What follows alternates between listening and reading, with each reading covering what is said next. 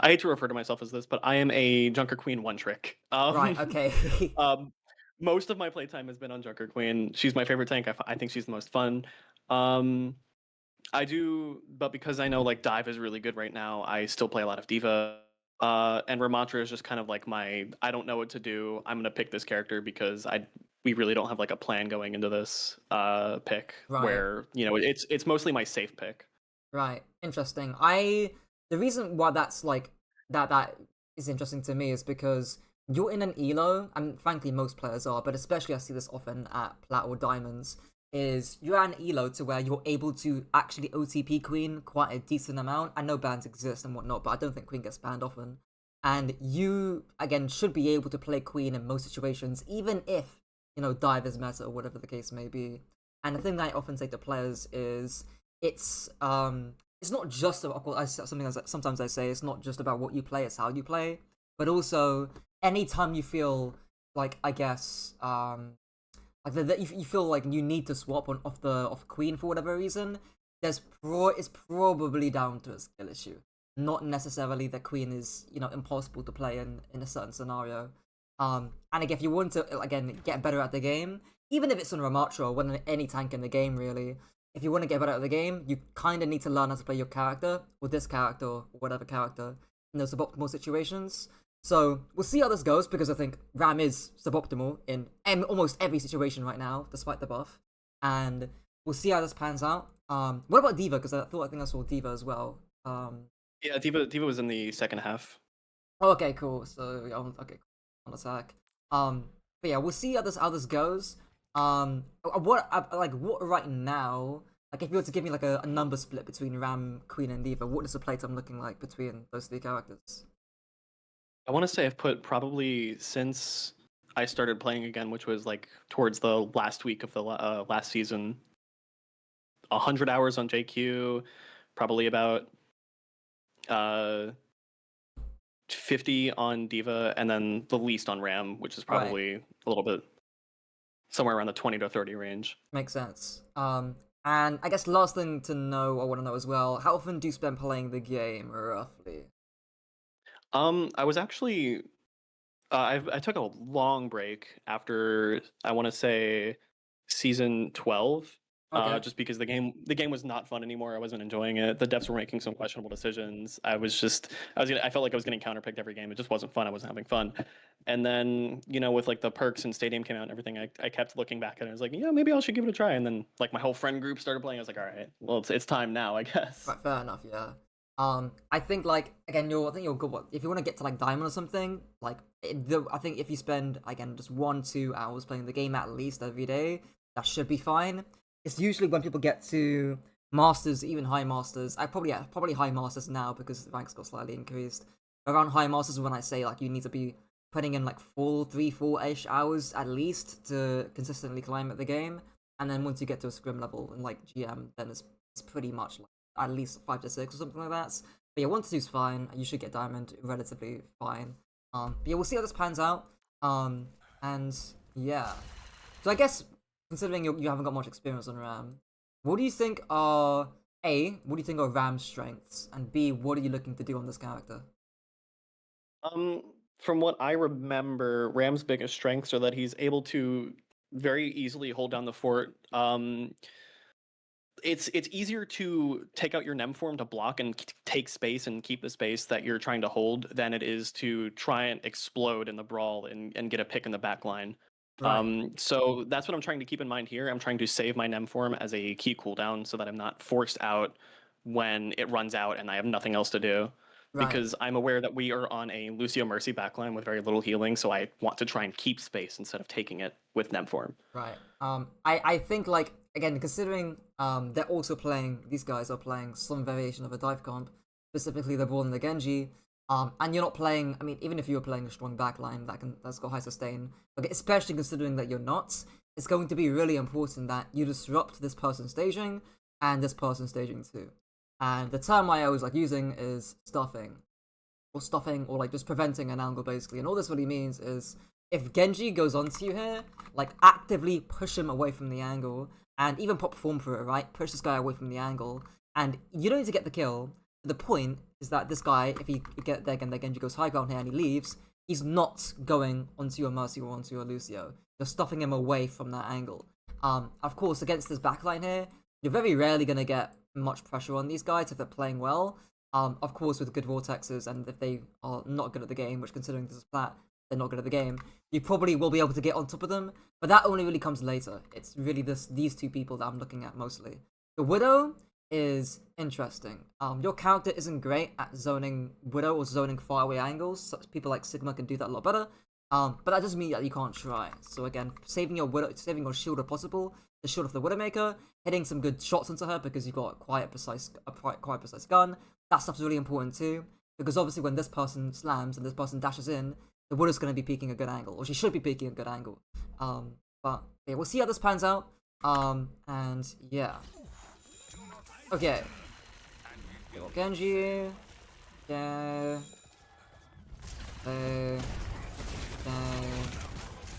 Okay, so like, this is like, I see this a lot in this elo, where people will like throw cooldowns, and there's not much aggression that they're either exerting onto the character that you're fighting. So this ball right now, is there much aggression from you or your team to punish this ball right now?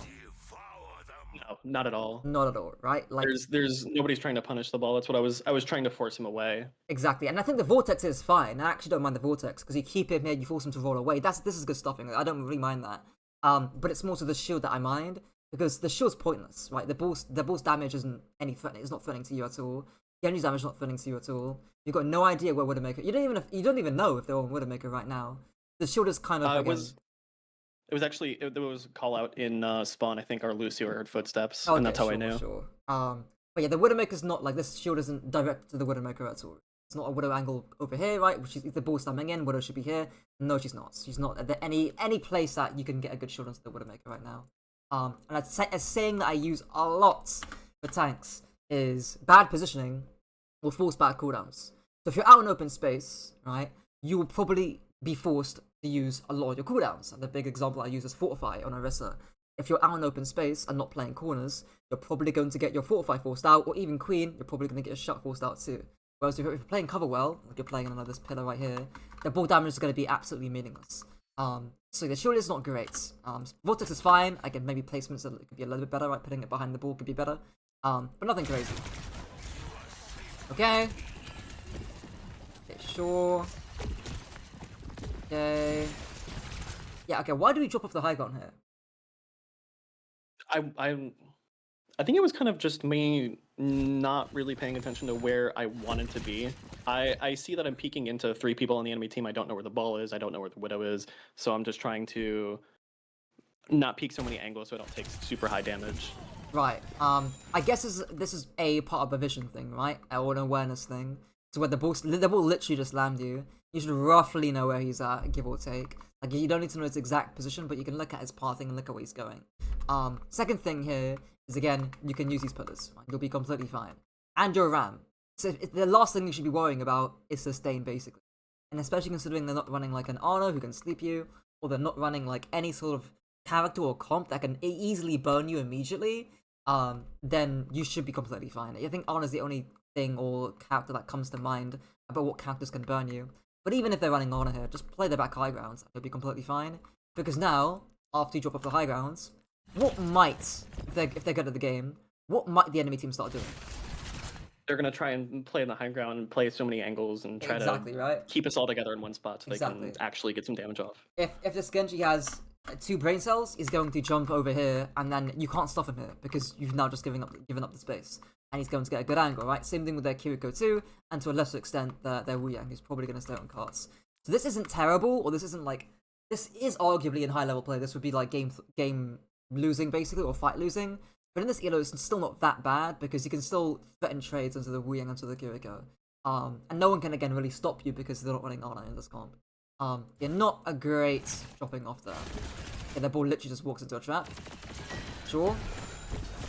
Okay. Okay, let's see if you do it here. Okay, so this is really important. This is really important.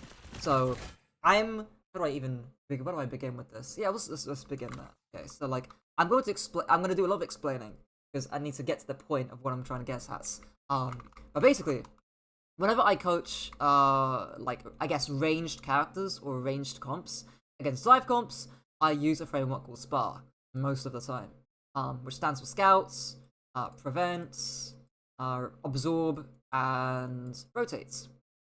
I use it a lot. Nowadays, I swap out Prevent for Disrupt, but it's basically the same idea. And we can forget Scouting for now. Not fully relevant for now. All Prevent really means, as I've kind of alluded to, is the stuffing thing, right? Just preventing the angles, right? You did it to the ball a little bit earlier. You jumping off the high ground means you can't prevent the Genji, stuff like that. So you already talked about that. Absorbing is, again, fairly easy, right? You just have hands and pop your CDs well. Right? Good vortexes, good forms, making sure you're interweaving blocks well. That's kind of the thing. Cover usage as well, right? That's stuff we, again, already covered. The last stage here is the one most players forget to do, and it's really important, which is the rotate stage. And the rotate stage, what that really means is to push forwards. And to help visualize why you do this, right? Why it might be important to push forward here, I often use this graph to explain things. With time on the x-axis and then value, or you can say power actually on the y-axis. And their comp, which is red, I'll draw it like this basically. And your comp, again a bit oversimplified, but it's kind of like this. And if you draw each stage out, this bit is the prevent stage, call it P. This bit is the absorb stage, call it A.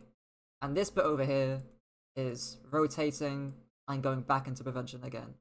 And right about now, in the graph, when Ball got trapped by the Junkrat somehow, we're around about here. Because that fully, like, he's fully out right now. Like, he's been, you know, the Junkrat trap, he landed the cooldown, right, absorbed this pressure. He's currently out of the fight right now. And as a result, their power on this graph is going downwards, right? So as a result, now it's your time to push forwards, or to rotate forwards here in this situation. And that's kind of why, and I had to do all that explaining, to basically tell you, this is why you push forward. It's because now they're on their back foot, they're on the downturn, they're in, again, they're trying to get their resources back. And again, it's not like you're throwing the fight by not pushing forward, but it's more like you're missing a big opportunity to get kills, or to get even more cooldowns forced out, and disrupt their dive even more, so that their next dive cycle is going to be even harder to get. So I guess two things are for that, right? A, how could you walk forward here onto the ball or onto the enemy team? And B, why don't you? Is the second part of that as well. I guess if I know that I have to walk forward, I would probably shield off the corner and start just running at them with Nem. Right? Why I don't, I don't have a lot of active thought process when I play Overwatch, and I probably should.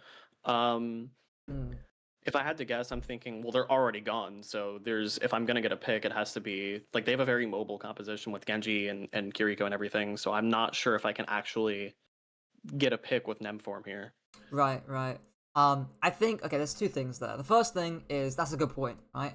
And it's kind of why, go back to my little wall thing, because it looks messy. But it's kind of why I drew the second part of the graph here. Because they will get another dive turn. Now, it's probably not going to be as strong as this dive turn here. It's a bit over-exaggerated in this graph. But the point is to show that you've got a certain window of time to be able to push the enemy team. And this is really pivotal. Because if you get a value here, then this big spike will never happen. And it's the exact same thing here too, right? Like, if you get huge value in this prevent stage, they're never going to dive you. This big dive cycle, or this big power spike, is never going to happen, right? And what that might look like in the game is, hey, you prevent their Genji, you force deflect, and he dashes out, right? And then that's going to make this dive easier to absorb. It's going to pull this peak of the graph lower because of the work we did here.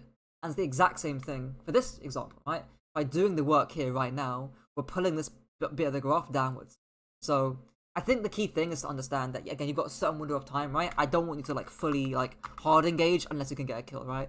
I don't want you to, like, fully go balls deep in the entire time, because then you're going to become the dive target and you're going to die. But not recognizing these cycles is really important. And the second thing is, yeah, I mean, people don't have much thought process in the game. Especially even at this, not just this elo, right, but even in Masters too.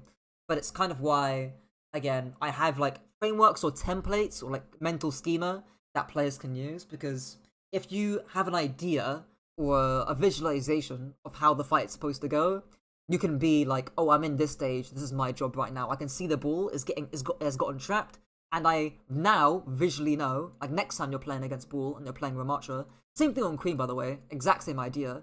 Now, at any ground tank you play and you see the ball getting trapped, or maybe he gets low, right? Whatever the case may be. Now you visually know, oh shit, now I can actually push forward here and try and catch someone, right?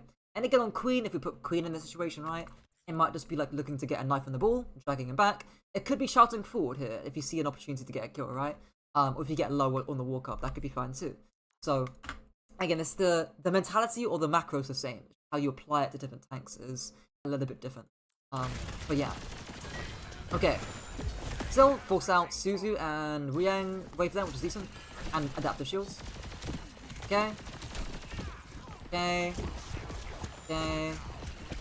Okay. And even here, right? Like, your Genji just got a Widow kill, and their Genji's dead. I am immediately popping my shift and walking on these characters. You're in a 5v3 right now. They cannot kill you. Riang and Kiri do not have the damage to kill you, especially up close, mind you. But yeah, you are a heavy. Maybe if you're playing Queen, I would have second thoughts about it. But Ram, I think you're more than fine. If you're really worried, you can look at your backline. But yeah, what are you gonna say? I'm understanding. Like, I don't know. I'm super skittish to use my Nem form. I'm realizing. Because I did realize that both their DPS are dead, but I don't know what where their tank is. I don't know where Ball is, so I'm trying. I don't want to have to. I don't want to leave my backline alone, and then somebody dies, and then we lose point. So that's a really important point. Because it's something I've actually faced it with not just tank players, but main support players too, who've got a similar issue. Where, in tempo-wise, especially Lucio players, they don't know when to sort of walk forward or push forward here. What's one thing you could do to help fix that issue? Very simply. I guess just be more aware of where Ball is and what he has, what tools he has available to him to be able to actually dive in the back line. Being aware right? of go. Like, and be aware of what tools they have to actually counter me and force me away too. How could you practically do that in the game? Because being aware is a good thing, right? But in the actual game, it's a bit hard to. It's a bit vague, right? What could you physically do in the game to help you be more aware? Just keep my eyes on the kill feed. Ask for comms. That's what I mostly do. Is Yeah. I'm asking my DPS, asking my supports for comms on where everything is. What's one like other thing? I'm Very simple. One other thing. I'm trying to think. What are you not looking at right now? At my team. Yeah, right. So what could you do to fix that? Turn around. Turn around, right? So like this is again, players don't do this. They never do this, right?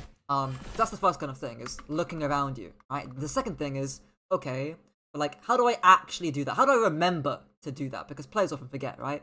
A good example I used to use was Zen's forgetting to put discos on before they pop trans. Obviously that's less of an issue now because of the perk. But it's a very simple tip, but everyone forgets to do it. So how do we apply this, or how do we actually make sure we look around? Well, the thing I often say is using visual cues, right? Visual cues. So in other words, right? After, and a big thing I say is after an action or an event has occurred, then we look around, or we do an action, or we do another action, right? So in this case, it might be looking around. It could also be getting the kill feed right, as you kind of mentioned, or it could be getting comms as well. That's also fine, right? But that's the key. That's the key part here. It's that when an action or an event happens, then we look around. That's our visual cue, and the action here is Ball's leaving, or the action here is we're entering the rotate stage where we need to push forward. That could be, again, another visual cue, because players often forget to apply these things. So yeah, a very simple look around there will make you more confident in popping your shift and walking forward there.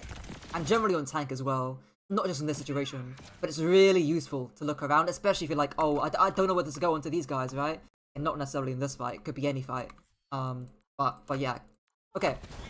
Is that where Kenji dies? He just dives into the water. That's a good point. I have no clue. How happens this guy?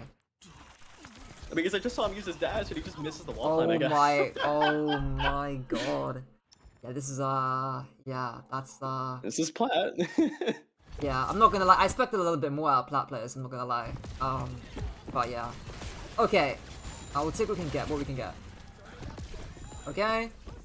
Again, even there, right? Even there, I'd still stuff this guy. I'd pop my vortex. If you've got the perk, you can just throw it at him, right, and press E. But if it's still without it, I'd pop it on the corner and stuff this guy, push him out this angle, and make him piss off. For sure. Especially considering again the DPS is dead. Okay. Okay, that's the most useless power driver ever. Vortex hit. This is Vortex micro.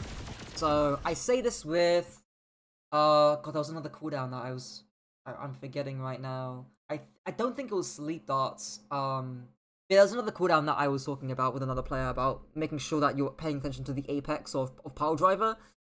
With ball, either you have the perk and then you just throw it his direction and you press E. I think that's a lot easier to do, or just wait until he slams and then see what he does, right? Because if he keeps fighting you, like as in he just gets out of his crab form and shoots you, then vortexing him makes sense.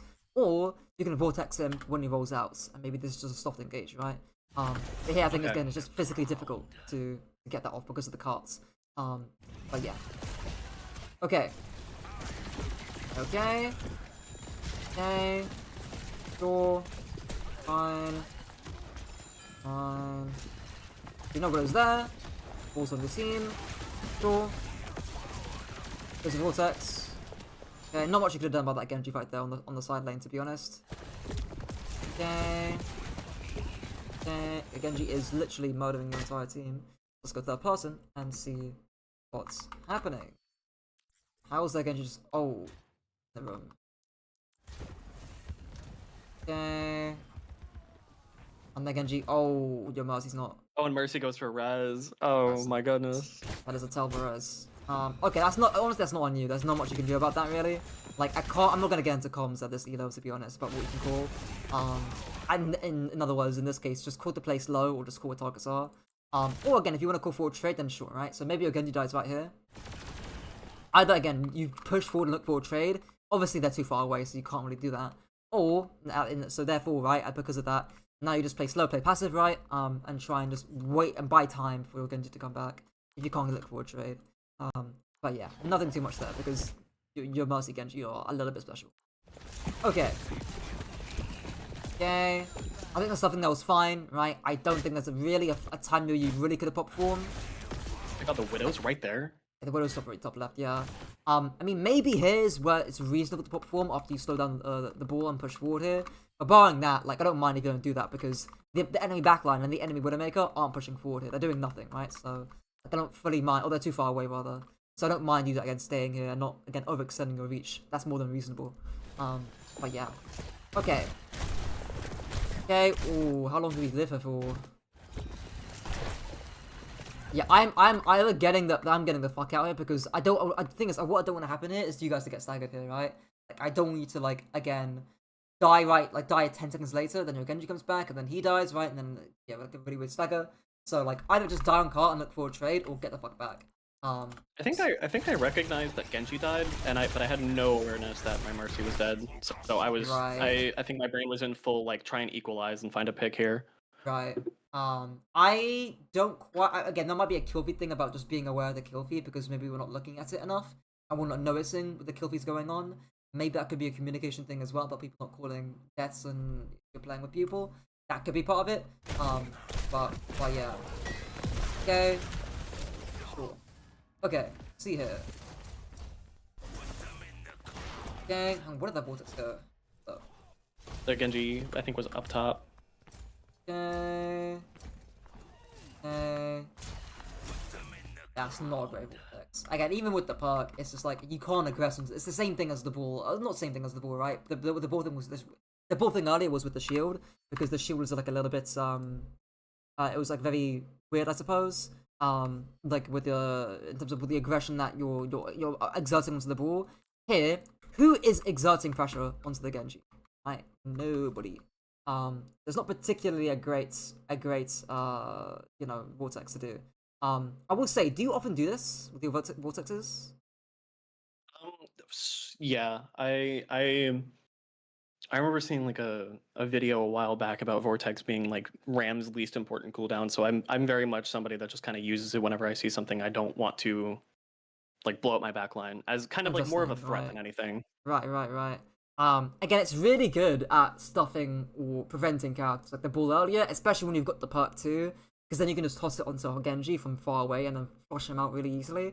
But yeah, in that situation, in that case, there specifically, A, it's a miss, and B, you can't even aggress onto him because he's playing high grounds.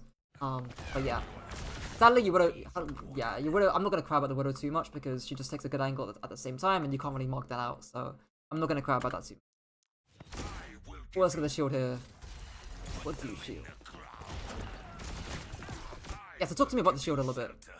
So I see main as an issue. I see, okay, well, I saw Genji. I know there's one on the payload. I have no idea where Wu Yang is, but I hear the Widow shot to my right. So I'm trying to wall off main, and then my mouse flicks to the Widow ping, and it throws off my shield placement, and then I immediately start peeling for the Widow because I want to try Right, and force her out. right. I guess shield placement isn't a big thing I'm concerned about. It's more so shielding in the first place. Why do you see main as a big threat?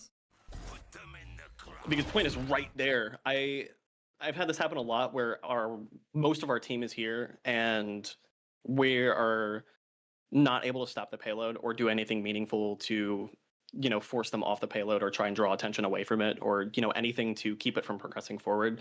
So I think my mindset here was just like, please stop the payload before they reach. Do something. Right, right. Because the main thing here is like you can stop payload right where you are. Like physically, you can stop the payload right where you are. The shield isn't helping that at all. And if you look at your screen, who's the only person pushing cart?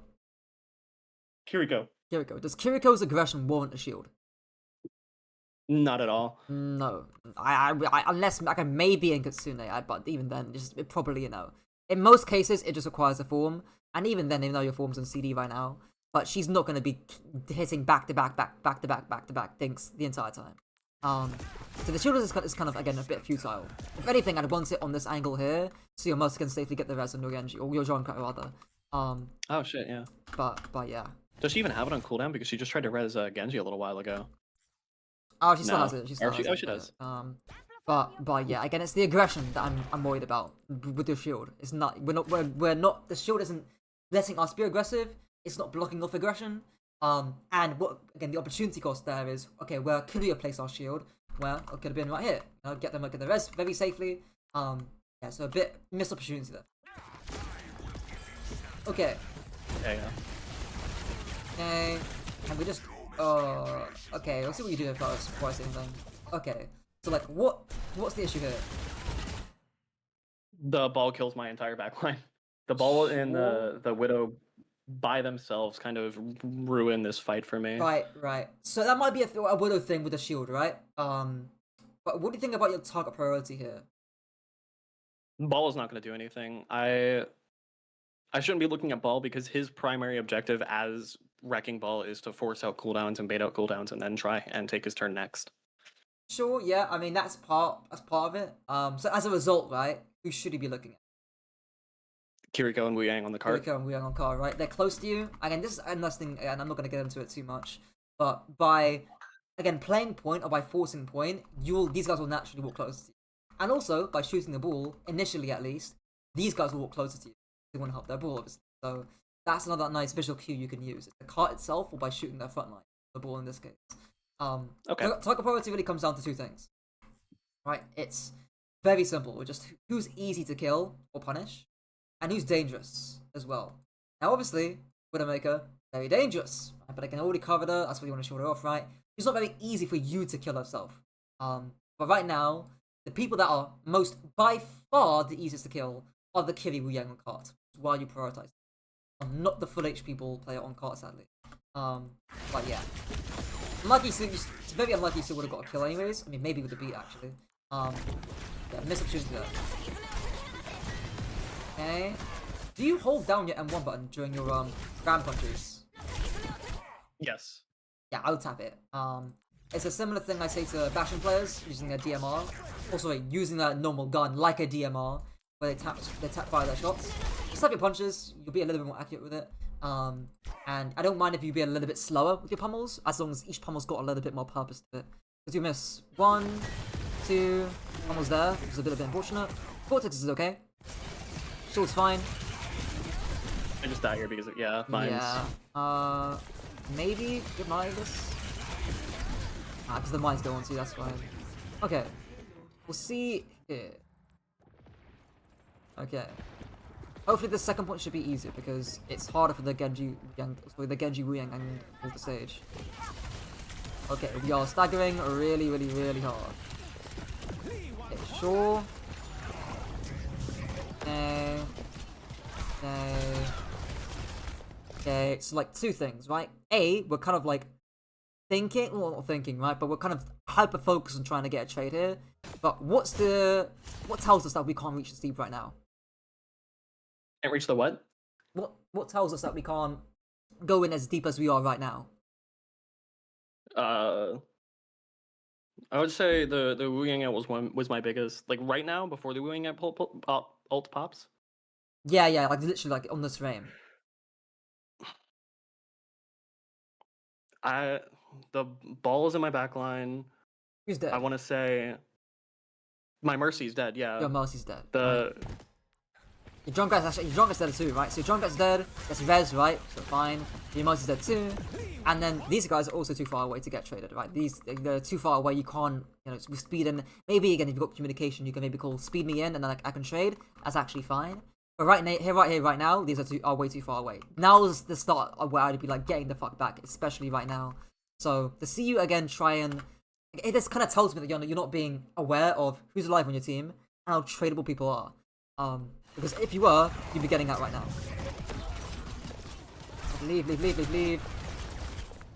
Again, you try and block this as well. It's like you're doing like this a very weird grey area between like trading forward and trying to play slow. Either just literally int in and commit onto that Widowmaker, or get back here before you even get Wu Yang ulted or whatever the case may be. But yeah. Okay. At least we don't use Annihilation. Okay. And now we get staggered a little bit, which is not ideal. Okay, Vortex is not great. Okay. Okay. So, what's a very simple thing we can do to clear out the ball? to clear out the ball. Just I think Annihilation here would be the best counter to just getting ball the fuck away Sure. from everybody. What about your pathing? Where do you move to from here? Straight through main.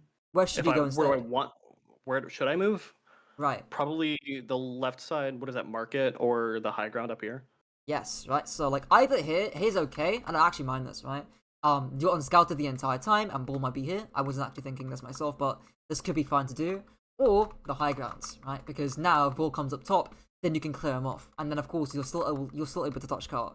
And then going down main it only really matters if cart is like about to cap, and you need the fastest path to get to cart. But pathing it matters a lot because let's say jump over here now. High ground. Oh look, there's a ball that we can flush out and force him away, right? Maybe we can get a good vortex onto this ball too, and looks like he's doing some good grapple tech as well, so we can throw the ball here as well, and then make him piss off. Or we can out-rotate the ball. You can just move past him and go away from him if he's gonna piss off and we can't clear him anymore.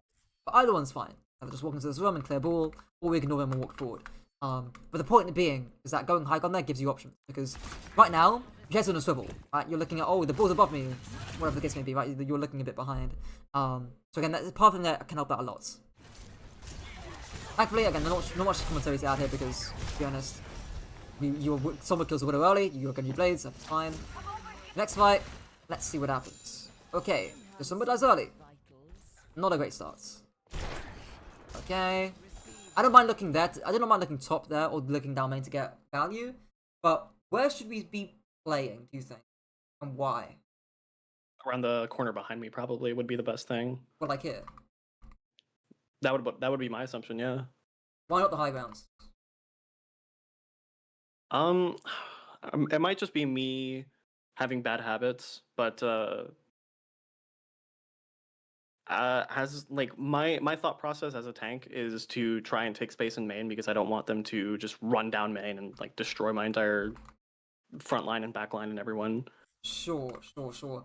What, how do I phrase this? What does playing here give you that playing here doesn't, do you think? Early information.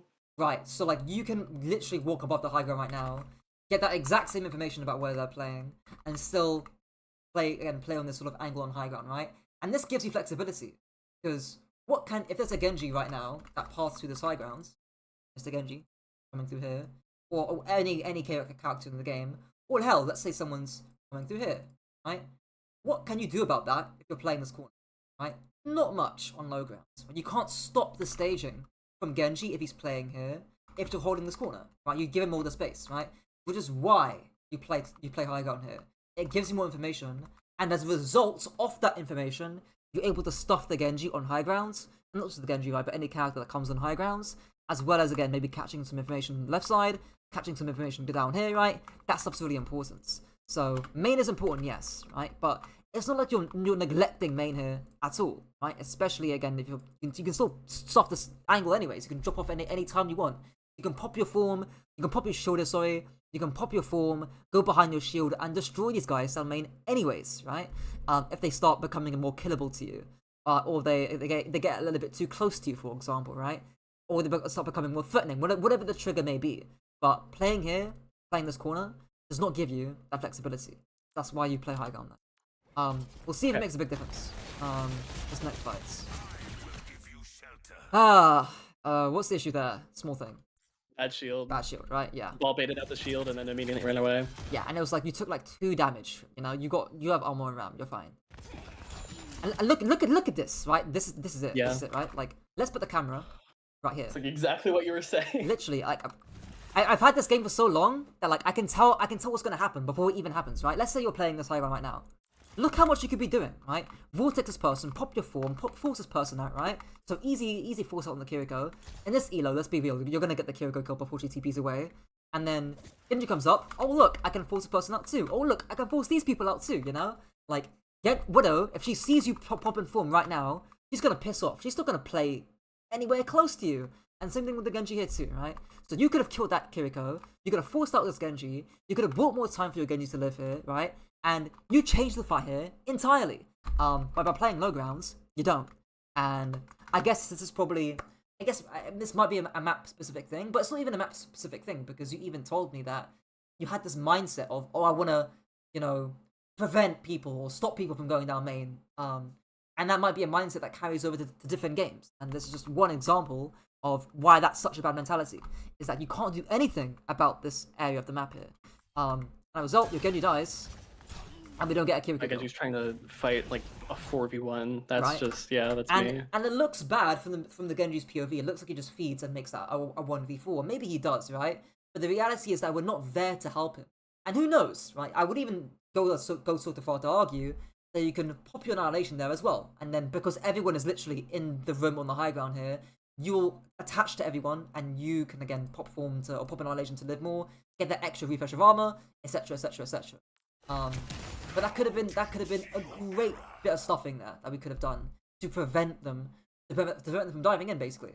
But yeah. Okay. If he's I think my Sombra was up there too, so it really just did well, not. yeah, he comes back in time. We've had about a little bit there. I've got overlays off, or outlines off rather, but he's just about here. But yeah, you could have like literally, that fight could be make or break there, especially in a higher rank. But yeah. Okay. Now this is where things get difficult. Who should be going on? Genji. Genji, yeah. Every single time. Immediately dangerous, extremely dangerous, right? And obviously easier to kill than Bull, because HP wise, right? So let's see what you do here. Nice. This is why you don't hold it. This is why you don't hold him 1. Because we missed 2-1, 2. He's barely even on our screen in those last 2 pummels. And that's why you want to wait a little bit, so you can more methodically choose and actually aim at the Genji. And unless you're like doing Ryan, if you're just playing Reinhardt and like holding M1 on Ryan, like Ryan, you don't really need to aim your swings really, apart from manipulation. I think I pop Annihilation here. Oh, we'll see. I don't mind going back there, that's fine. I think, again, there's an argument here to... It's a bit of a higher level idea, but you could... Where could you move to from here? Library? Um, Or the dock, maybe. I'm not sure. what about going onto these stairs right now? The mines reach up there, don't they? I mean, there's only one mine, right? I mean, you could destroy it during Okay, yeah, placement too, right? it is just the one. Right? So like, you can stay on this high ground, right? And I call this idea a lot with I use it with the flanker characters a lot and dive tanks. But stuff like this is aggressive, but safe. Even I mentioned it a little bit in my Reaper video that I just dropped. But if you play here, no one can actually force you out if you stop and think about it, right?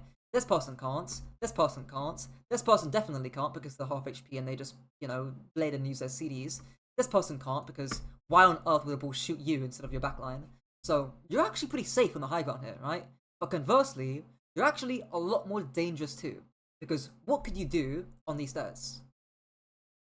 I can take space. I can stare at their backline from the top of the Right, you stairs. threaten the I walk up can. from their backline, right? These guys, like this person, and this person, need to clear you before they start walking forward. If they start walking forward here without clearing you, what do you do?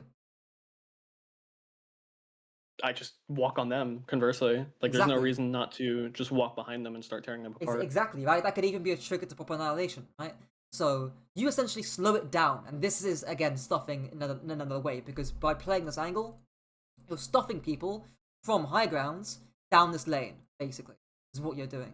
So that's a slight missed opportunity there, but I don't expect even master players sometimes to spot these kind of things. But yeah, and look at that walk up, right? Like let's say we're here. They're literally getting baited to walk forward right now, and if they're getting baited to walk forward, then of course you just pop form and then you just hammer in these guys. Of course, be wary of the mines. But yeah. Okay. Tad bit unfortunate there. Go POV here. Like a little bit. Okay. Let's see. Okay. Using the ball a lot here. Form, I'm not a massive fan. It's okay. Like again, there was people on your screen when you popped it. It's an okay form. Sure. Okay. Don't pop annihilation. But yeah, I'm glad you haven't wasted annihilation yet, but at the same token, I'm also not happy that kind of like not had because you've had Held up for opportunities this to pop it, long. right? Exactly, right? You had the early opportunity there as well to again pop it on if you were on high grounds, and you also had an opportunity here, and you've been playing by the stairs.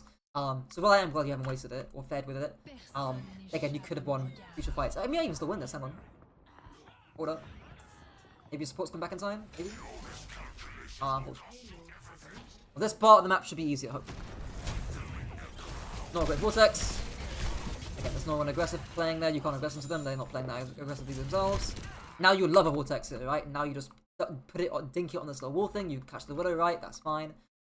Again, that's why you don't want to waste your ability. See the shield here again, actually. Yeah, it's fine. Yeah, a slightly better one would have been more flush with this angle by the Widowmaker. The wall. But it's fine. Yeah, it's okay. All right. Sure. Fine. Okay. Okay. I see the ping on the ball, so my mind is just like, okay, peel for that because they're clearly having trouble. Right. So this is a really important idea, right? And this is universal across every ground tank in the game, which is, do I, as Mr. Tank player, do I hold up this backline here, or do I turn around and try and go for the ball? Right? And every tank player has this dilemma. Reinhardt's, Queens, Rams, Orissas, Malgas, they all have this issue. And the big thing to, I guess, understand or look for is two things, right? Or two or three things. The first thing is, can you do two things at once? Honestly, this is mostly a Sigma thing, because Sigma can do two things at once. You can shield off this angle here, and then spam out this angle here too. You are able to get best of both worlds here. But that leads me onto the second thing, right? Can we zone off this backline? So in other words, right, we haven't got to hard commit onto these guys. We haven't got to walk onto them.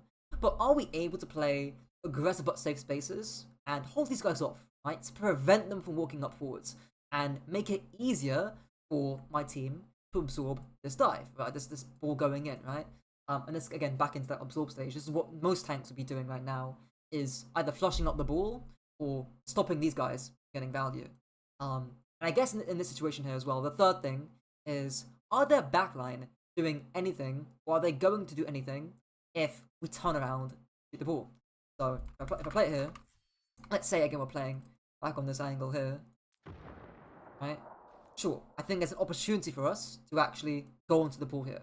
Very killable, very low, and are most of their backline characters doing much? Other than pushing cart, no. No, right? They are not. They're pretty much doing fuck all. This Genji is not scary. This Kiriko's not scary. Widow's not scary because of her angle, and Wooing is too far to be scary. So none of these guys are doing fuck all. What we could be doing instead is again clearing the ball. Now, unfortunately, this is more of a positional issue because we do actually make the correct macro move, which is turning around and going for the ball. But the issue is that we don't put ourselves in a good position to do so. Why is playing this corner, right? Why is playing here better than playing here?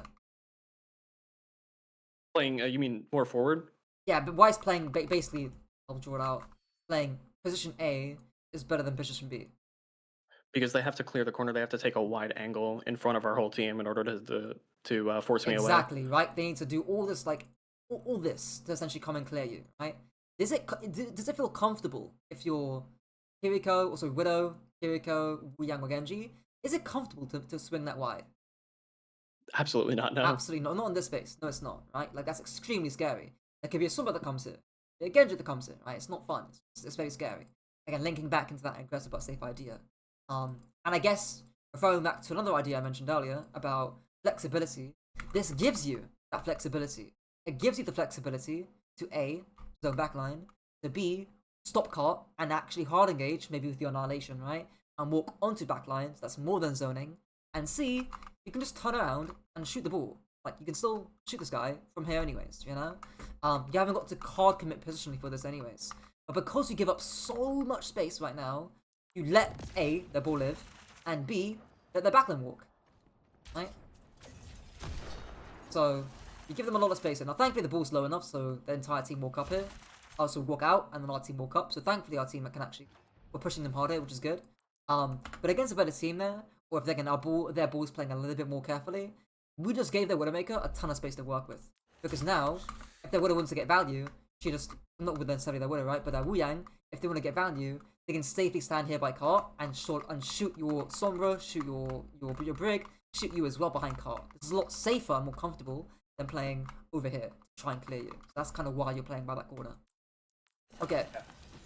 We'll see here. Okay, shield again. Not great. We're shielding a Kiriko. I think that comes back into your mentality again about how main focused you are about prioritizing the main certain angle. But yeah. Okay. We'll see here. Okay, red guys, unfortunate. Is there much you could have done about that? Let's see. So maybe, yeah, again, maybe if you literally were here right now, like 5 seconds ago, we could have walked up a little bit earlier. Shield's not great. And again, I think our pathing's not great either, right? Where could we be instead? Up on the high. Why up here? Above me. Because I'm seeing there's really easy coverage to my left and my right. I can still drop back forward or backward into main on the cart. Right. I can get into library very easily. I can control a lot of space in front of me with just my poking tools. Yes, you've got flexibility to do everything. You can clear this angle, you can back up if needed, you can, again, drop down if you want to as well, or you can back up to the right side and play back here if you want to as well, right? You have much greater flexibility with how you want to play the game. But here again, it's very hard to stop our angles. So I would classify this, or I would put this in the same category as, again, not going or playing this Lygon here earlier. It's kind of the same thing.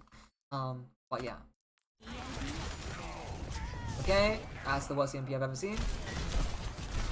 Don't pop annihilation. I'm still trying to capitalize off of it. I think that's my... I can be annihilation here actually. Honestly, I wouldn't mind if you did that. Again, in this elo, I would not be expecting their Kiwi to die here. I'm not gonna lie. Like, this is ridiculous. How is their Kiwi just dead here? Like, that's insane. I think she already used Suzu for EMP and maybe already stepped for some reason. I mean, that's just... I mean, the Wuyang does not even beam. That's just crazy. I would never be seeing that in any, like, high-level-ish game. But yeah, even then, I think you can even think about getting or Annihilation here right now, to be honest. I wouldn't mind if you did it. Because that kill gives you a trigger to do so. Maybe because it's gonna dash out, that's not good. Okay, sure. Swing ult, fine. Might be dead here though. It doesn't stun you though, even though you're low HP. Interesting.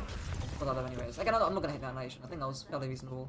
Maybe doing it a little bit quicker after you get the Kiriko kill. Because everybody was already clumped up then. But yeah. Okay. So your Widow just kills you both your DPS. Okay, correction. 3 of your teammates. Oh, your Brig is dead. I would get the fuck back right now. Oh, I don't want to be here. I do not want to be here. I don't want to be here. I don't want to be here. We are down 3 people. We are down 3 people. Right, you're probably not going to die for this. But you're going to get a ton of resources forced out, and I don't want that. Because when your team come back, that's when you want your resources to push back. And now we're using a lot of resources just to live. Come up, just climb a block, climb a block, climb a block, climb a block. Fine, fine, fine. Okay, and again, we get a slight dilemma here, right? Do we look at the ball, or do we look at the back line, right? Not just the ball, right, but also the Genji here too. We've got 3 options, right? We have these people. Not great, overview. We have these people, this person, and this person. Who do we look at? I think if it weren't so close to the end of the map, Genji and Ball would be the correct answer, just because they have Kitsune Rush on main. But being that there's the whole rest of the backline on the cart, and it's so close to the point that it's just the correct answer to try and beat them up and force them off cart. Yeah, maybe. I think the cart's not that close. Like you got a little bit of time to again shoot the Genji, and again I think that flexibility thing about doing both is kind of applies here, where we can put our bodies on cart and then still shoot the Genji in the meantime. Or at the very least, right? You can use this pillar as cover, shoot the Genji, and then once cart becomes really close, then you can go back on cart. So you can balance out the micro basically. We'll see what you do here. What I don't want to see is shooting. Feels okay. If you let me touch cart, okay, sure. Vortex is okay there. I think the backline was looking all bashing their backlines. So the Vortex is okay. Even though the basement's not ideal. And we see 9. Yeah. We just forget cart exists, right? And I don't quite know why we're playing so passively. Because our form's up in 2. We know cart's an issue. And we're already up. We're up 1 person right now. So, and no one's being aggressive to us, right? We're backing up like we're taking aggression here. But we're not, right? And if you think about it, again, back to those stages. Right? Where on this graph or on this cycle do you think we're at? Give or take. Definitely, like, at the peak is what I would say. At the peak, sure, yeah. I think we're honestly probably around here. Right? We're probably around here. Maybe even here-ish, right? Now the reason I say that, because the team's living, right? The team are absorbing well. We have popped both Coalescence and Rally to absorb this peak bit of pressure right now. So we're coming off the dive turn, right? So right now you should be thinking about pushing forward because your backline's lived, or they're living, right? It's been a few seconds since you popped Valley and Coalescence. Your calls are already ended right now, and your Mori's alive, and you're starting to get follow-up kills.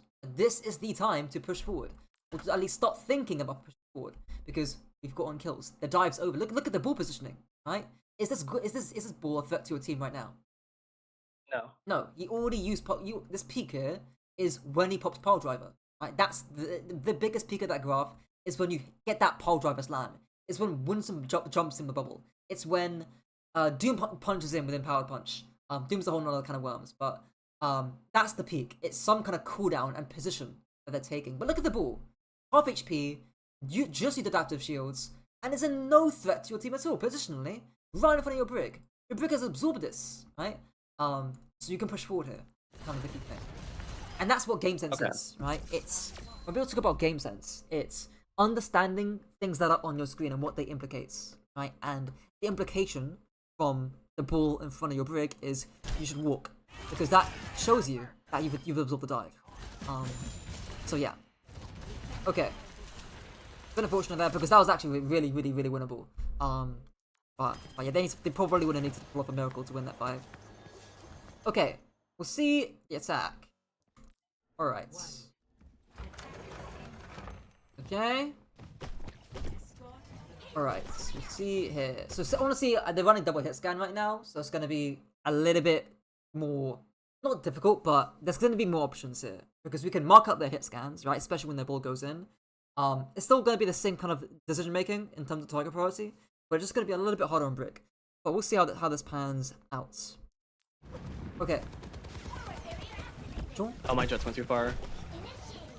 Yeah, we'll see. Yeah, I mean, in fairness, I think, again, yeah, you went a little bit too far there, right? Either, like, again, you can play aggressive but safe, so you can fly back over here if you're scared of the Brig, which is fair. I don't think I want Brig, whip shotting me away.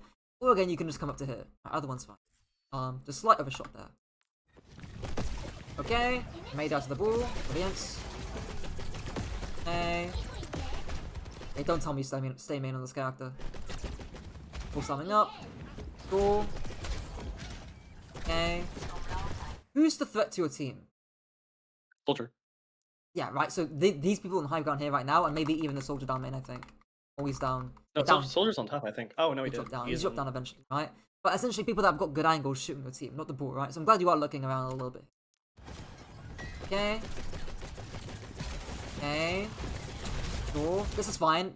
This is okay to do because, in fairness, like, no one else is really taking a good angle here. Nobody's shooting your team from the high grounds. I don't see any people here, right? This is okay to me. I know you won't get a kill here, right? But I think coming up ball there when he's it's literally standing down main on cart. I think it's okay. So this is a really important idea. This is probably the biggest thing. We haven't got much time left, but this is probably the biggest thing with D.Va is splitting your boosters into two. So we use the first half of our boosters right now. Chase ball. What could we do the second half of our boosters? Pivot to Ashe. Yes, right? So we could do one or two things. We can hard engage. We can go into her. Oh, that'll be fine, actually. You're a decent HP here. She's alone on high grounds. You can boop her off, right? I think that's fine. Or you can be a little bit safer and use your second half to get to here, and then you just walk onto Ashe. Either one's fine. That stuff is really important to do as D.Va. I call it booster baiting because basically you use the first half of your boosters to bait movement from the enemy team here. So this Kiriko thinks you're going onto her, but in actuality you're going to high ground other side here. So I call it booster baiting. But yeah, especially if you've got that booster perk too. And it's kind of unpopular, but I know a handful of players that do use it sometimes. But Booster perk isn't. Okay, the booster perk is my go-to. I prefer that over the eject. Oh, well, okay, yeah. Most pros pick the eject one, but the booster perk is useful for that reason. Basically, it's easy to do this kind of thing a lot of the time. But yeah. Okay. So now, as you can see, we're shunning out an open space. Not particularly ideal. Okay. Okay. And again, when we talk about flexibility and having options, right? That could have been it. It could have been we go to high ground and we clear Ashe, and then we turn around and look at soldier, right? We look at whoever's in the backline, right? Which in this case is the lone soldier. And that's the important thing about tank in general, is having the flexibility, because you kind of need to do everything, right? Especially in D.Va, and it's knowing what to do at the right time, which is a hard skill, right? But I think again we've seen multiple cases where at least in this elo, it's fairly-ish easy to do. Again, I think the high ground examples that brought by the Ram were good cases. But yeah, see, yes, your brick dies, yeah, okay. I need to get up here a little bit. Yeah. Sure. Okay. Okay. I see the soldier here. I think I just dive on him. Sure, that can be fine. Sure, fine, fine. He's split from the supports. Very easy kill. Sure. Fine. Okay. Oh, I'm trying to DM Brig. Yeah. So again, this is where booster baiting comes into play too, right? So again, if you go into Brig, we could have this. It's honestly a bit of micro that I don't even think GM players will often do. But if you still want to chase Brig here, how could you path around the Brig to still chase her while avoiding her whip shot? Not going directly towards her, but veering off to the left and then taking the angle behind her, maybe. Right, so what we could do is flick our boosters up here, cancel it, drop down, and then by doing that, by playing this angle here, we avoid the whip shot, right? So again, this is why booster baiting is important, because this first bit of the boosters is used to bait the Brig's attention. And then once we have her eyes onto us, which we can't really do, we then flick upwards with our boosters, and then we avoid the whip shot. So that's important micro on this character. But I wouldn't even be expecting like high level players to do that, to be honest. The other thing you can do here is just leave. Right, just like realize that you're half HP, you've done your job, right? It's time to stabilize, get some HP back, and then fly back. That's fine as well. But yeah. This is a little bit, and we're trying to Yembri out of panic. It's not great. So yeah, we could have just played slower there, get healing, and then been fine the entire time. Or just play a little bit slower by playing and booster baiting up here potentially. But yeah. Okay. Then healing a little bit. Cool. Alright. Okay, boost one. Sure, nice. Cool. Wu Yang. Cool, nice. Okay, cool. Alright, we'll do a quick summary here, and I'll answer any questions you may have as well. Okay, I think the first point I'm going to say... first point... God, I think, okay, I'm gonna say stuffing slash preventing. And what I mean by that is, you know, using high ground or putting ourselves in more flexible position. So again, the two examples that stand out to me here were second and third point defense, where we don't go high ground. That's probably the most Right. important one there. Second thing, I think you can just focus on CD micro, i.e., let's not waste shields into Kiriko's, shields into Kiri, as well as some wasted vortexes slash slows as well. This, and again, mainly you want to be doing it on Genjis, or just flankers, on angles. So, so Vortex is more useful for trying to like punish a dive for getting in and not letting them get out as easily. Yeah, right? So, like, again, you could either throw it on a Genji or a flanker before they dive and then stuff them out, that's fine. Or you could do it during the dive itself to catch someone potentially. Either one's fine. But yeah, you can Genji or flankers early on angles that you slash your team can push. Okay. And third thing, I'll say it's like, I'll say awareness, but more specifically,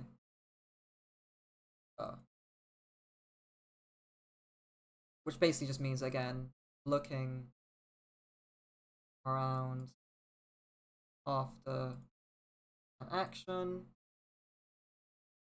having the spar thing in mind whenever you're playing against divier comps, like a template basically. And as a result, we can push forward a lot more. And what else? Oh yeah, tiny thing, but during the absorb stage is again the looking around. So no, either zone or punish. Basically, you either zone backline or you just punish their front line. And by looking around, you'll have the awareness to do that. So yeah. But those are the key three things. Any questions, queries, clarifications for that? Um, so I noticed with the ebb and flow graph that you put on screen a couple of Yeah, times, or the spar mnemonic that you talked about. right. Is there like a mental checklist that I should have during each engagement? Yeah, that's a good question, right? So I guess like we can split it into three. Right. I guess the key thing with preventing is again that sort of first point there, which again, the stuffing flankers early. Which again we could have done just by again having better positioning. Second thing here is hitting our CDs. So what that looks like is shielding off dangerous angles. It could be vortexing a flanker. Could be forming to zone Backline, it could be a whole lot of things, right? As this isn't specific. You could vortex their backline too. But the point here being is like, is their backline dangerous? Do I need to pay attention to their backline based on where they're playing, right? And if not, then you can turn around and stop punishing their front line. If you do need to, again, pay attention to the backline though, then you can zone them off basically. And if you get some good punches and they get low, then you can start committing for a kill. And the rotate stage is fairly obvious, right? You're just looking to see if you have resources to push. So again, that might be because their ball's low HP. Not even resources, right? But triggers. Triggers to push. So a trigger might be HP. Their ball's low, probably want to go in. A trigger could be cooldowns. If their ball's got no CDs, you probably want to go in. A trigger could be ultimates, right? If you've got Annihilation or Coalescence is active, you probably want to push in. If positioning is a trigger too, right? If they are in a bad position, i.e. it's down main, and they're not threatening your backline, then yeah, I think that's a trigger to push in, right? So it's a combination of different triggers you'll be looking for to know whether it's to push in or not. Those are the, I guess, things I'm looking out for, things you should be looking out for. It's a lot, right? I think the key thing, the easier thing to work on probably is the stuffing stage early, because not much is going on really, and then this bit here too, because I think it's fairly easy to identify whether a ball is dangerous or not based on what he's doing. Where he's at. This stuff will come with time. The micro bit is still really tough to do. The booster baiting stuff, they're getting good shields, zoning off correctly, interweaving punches, playing cover well. But that micro will come with time. But the big overarching idea is again the whole spar thing. Yeah. Anything else? No, not really. That's super helpful. Cool. Good to hear. Well, I've also recorded the session too, but I'll link it to you when it's done uploading, so you can watch it in your spare time. Okay. If anything else. But barring that,